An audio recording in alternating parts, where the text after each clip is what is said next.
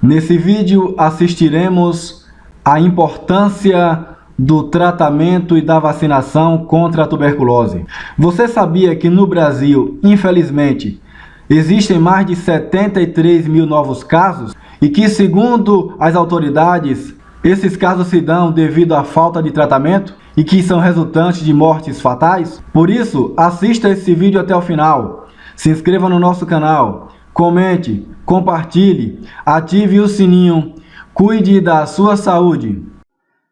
Olá! Neste vídeo, eu vou falar sobre a importância da vacinação no controle de doenças, utilizando como exemplo a história da tuberculose no Brasil. Como visto no vídeo anterior, as vacinas são importantes no controle e na prevenção de doenças. As vacinas protegem o nosso corpo contra patógenos que provocam doenças graves, que podem às vezes levar até a morte. Nesses desenhos, nós temos a representação aqui de um indivíduo que tomou a vacina contra determinada doença e continuou saudável. E aqui um indivíduo que não tomou a vacina, teve a doença e seu quadro pode progredir e até mesmo levar à morte. Bom, além disso, a vacinação protege os indivíduos que receberam e também ajuda a comunidade como um todo. Por exemplo, os indivíduos que receberam a vacina aqui, representados com o sinal positivo, eles estão saudáveis, e os que não receberam, representados com o negativo, são os indivíduos que não estão saudáveis. Então, quanto mais pessoas ficam protegidas, menor é a chance delas, vacinadas ou não, de ficarem doentes.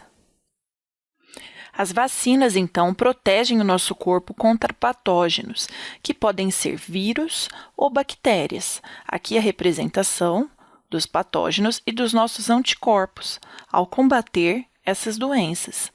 Algumas doenças que são prevenidas com vacinas podem ser erradicadas completamente, ou seja, a doença não irá mais existir em nenhum local do mundo.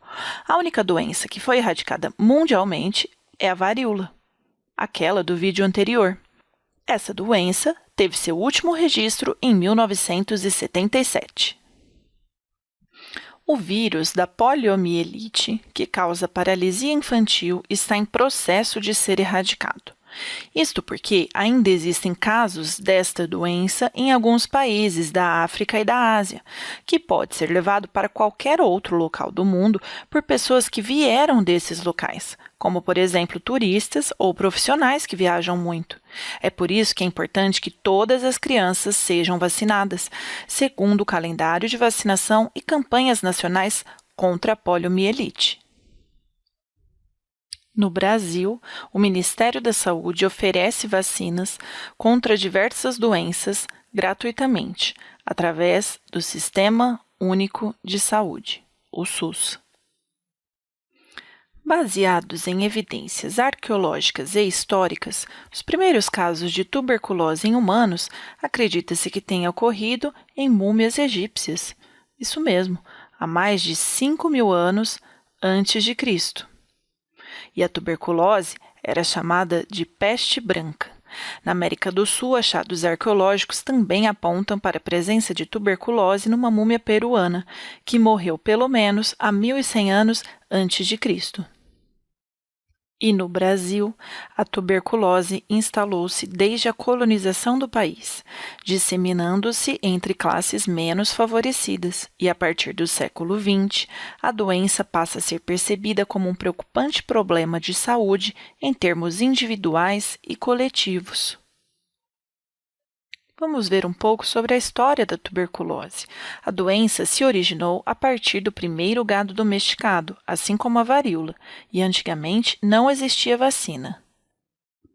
Em 1882, Robert Koch descobriu que a tuberculose é uma doença infecciosa causada por um bacilo, uma bactéria, chamada de Mycobacterium tuberculosis. Esse é o nome científico do bacilo causador da doença. E em 1905, este pesquisador ganhou o Prêmio Nobel de Medicina por essa descoberta. Mas como essa doença é transmitida? A transmissão da tuberculose ocorre por via aérea. Quando uma pessoa infectada tosse, cospe, fala ou espirra, expelindo assim gotículas contendo os bacilos, que irá passar para uma outra pessoa. E a infecção se inicia quando o bacilo atinge aqui os alvéolos pulmonares, podendo espalhar para nódulos linfáticos e daí pelo sangue pode atingir tecidos e órgãos, como os próprios pulmões, rins, ossos e até mesmo o cérebro.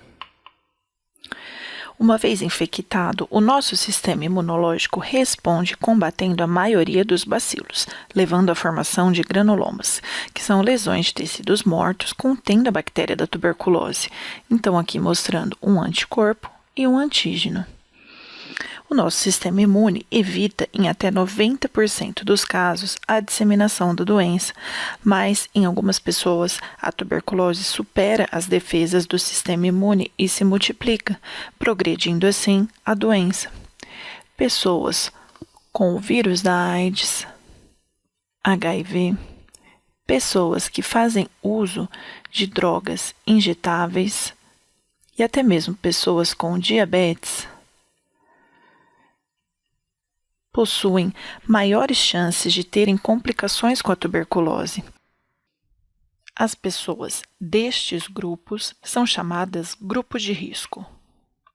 A pessoa infectada, então, pode apresentar estes sintomas clássicos: tosse crônica, com mais de 3 semanas, podendo apresentar sangue e muco, suor noturno, fadiga, perda de apetite, dor no peito, perda de peso, febre, além de dores musculares e, em casos mais graves, a eliminação de sangue e acúmulo de secreção no pulmão.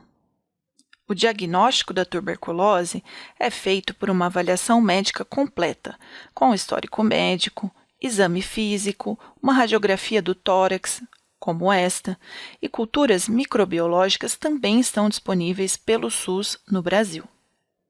O tratamento da doença consiste em antibióticos tomados durante um longo período, mas a resistência a esses antibióticos é um problema cada vez maior e mais comum da tuberculose.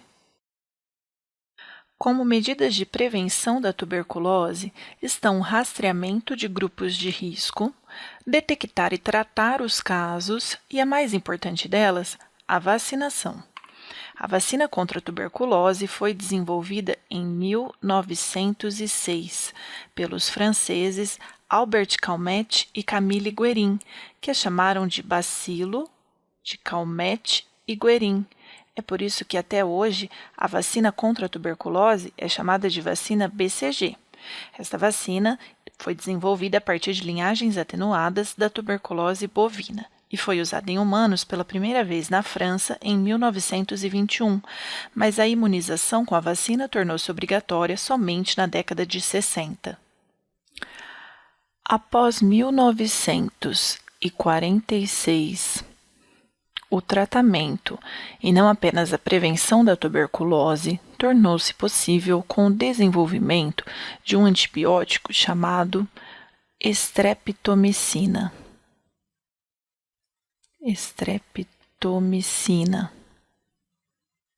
A partir daí, pensava-se que a doença poderia ser erradicada.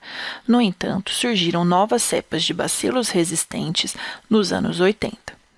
A Organização Mundial da Saúde, a OMS, declarou a tuberculose como uma emergência médica global no ano de 1993.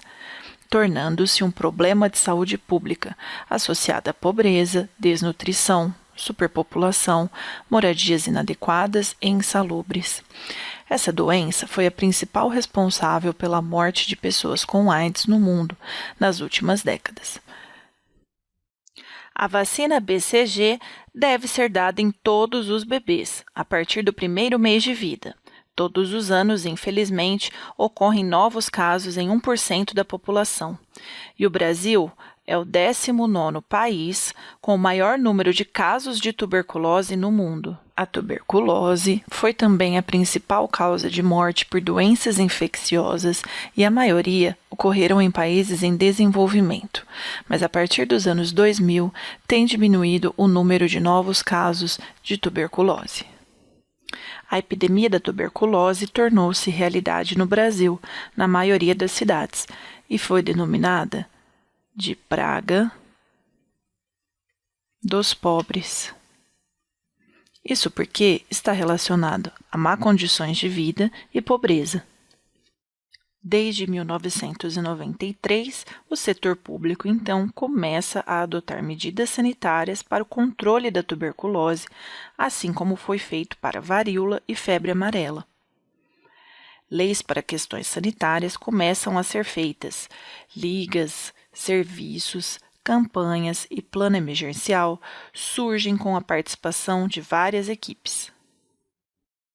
Este trabalho em equipe permite a notificação de novos casos, o armazenamento e análise de dados, fornecimento de medicações, além de centros de referências estaduais e municipais, nos quais suas equipes são treinadas e capacitadas.